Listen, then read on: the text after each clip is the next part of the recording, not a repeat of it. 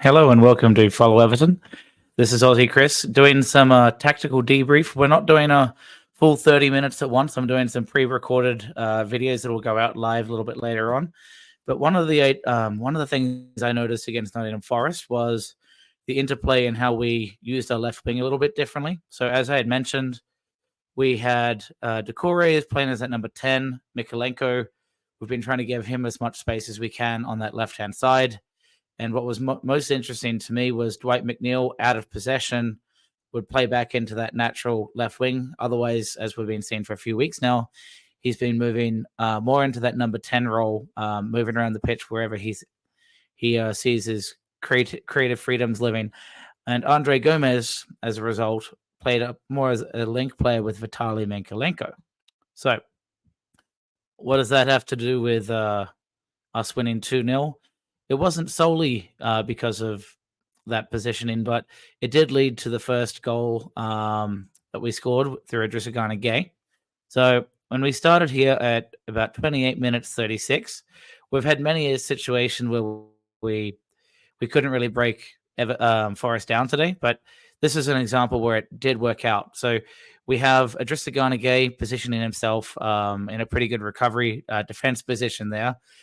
Taking out three players. We have Abdoulaye Doucouré bringing Danilo with him, which is where we see that square of Doucouré running forward. Andre Gomez, who I've flagged at the bottom of the screen, is pointing out to his left, noting that we do have Mykolenko as an option just off screen. And similar, we have Dwight McNeil with his hand up saying, caution, don't rush into this play and let's play it short. So then the next motion here, Doucouré receives the ball, pulls the Forest players out of position, bringing Morgan Gibbs White with him as well. And then what that allows is for Branthwaite to receive the ball as a one-touch back from Doucouré, passing out to Andre Gomez, who is able to then quickly pass over to Vitaly Mykolenko. And for one of the very first times all match, we had an early cross. It wasn't crossed perfectly by any means, but because it was early, it made the Forest players uncomfortable and not really able to face up to the header. So the header is poorly cleared, and we have a lot of Everton players occupying the space right at the edge of the 18-yard box where the ball eventually goes. So it kind of fumbles this way towards Abdoulaye Doucouré, but it actually ends up being intercepted by Idrissa Gueye. Now, I think this is why I gave Idrissa Gueye a lot of credit for his goal. It wasn't even that it was well struck. It was very clever when he chose to make the strike. So you can see at that moment, they have a very congested kind of cube or set of four players directly in front of their keeper. So Idrissa Gueye, I think, knowing this, took advantage of that lack of visibility.